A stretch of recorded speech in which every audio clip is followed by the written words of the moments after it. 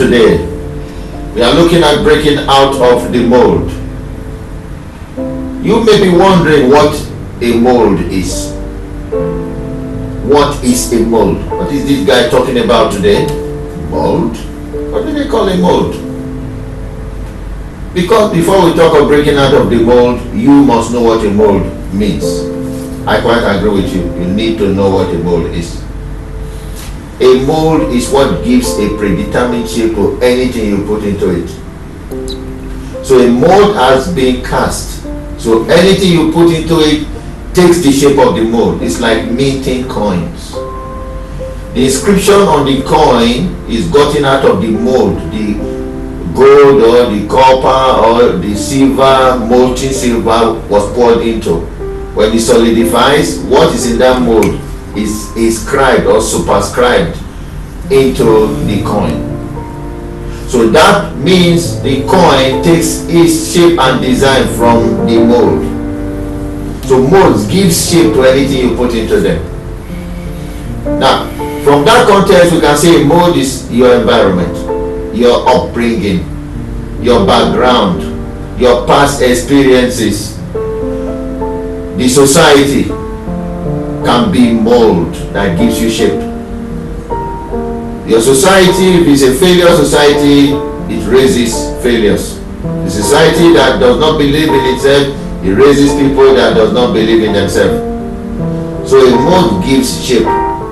Now, how does one break out of a mold? Decision is the first thing. You have to decide you want to break out. If you are not tired of where you are right now, forget where you want to go. Because the enemy of where you want to go is where you are right now. If you don't, what you don't hate, you can quit. You have to hate where you are, hate your present position in life, then you can quit. You can make change, you can move elsewhere. If the shape society has given to you is depriving you of destiny from manifesting, is depriving you from fulfilling your purpose, then it is time to break out of the mold. Decide to break out, then take steps. Change your mindset is one of the next things you need to do. Know you have to break out, accept that you have to break out, then begin to think differently. Your society where you grow up has given you information in your subconscious mind. There are things in your subconscious mind that are conditioning your day-to-day life. Until you refill your subconscious mind with some positive alternative of those negatives in your subconscious right now, you can make it. So that means you need to listen to tips, inspiring tips. You need to read autobiographies and biographies of great people. People who have made it in life, who out of nowhere became somebody, who moved from nothing to become something. That's a lot of work, you may say, but I don't think it's a lot of work if your goal is greatness. If you stay in that mold, you'll be living somebody else's life. You'll be living a false life at best.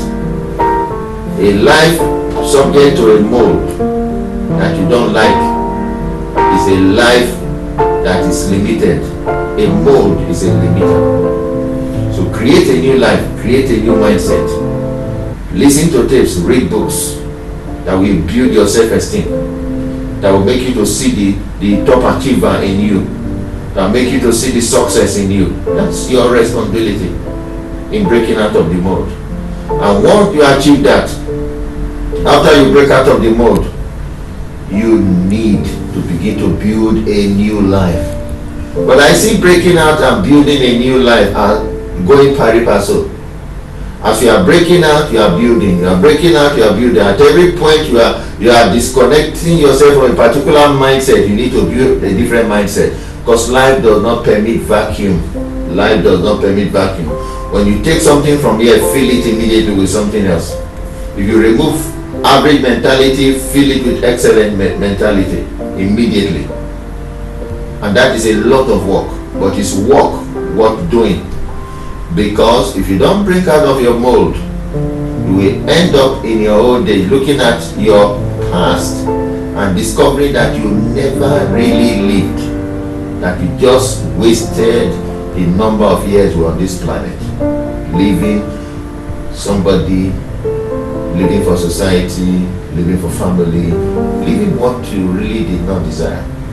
So break out of the mold and start living.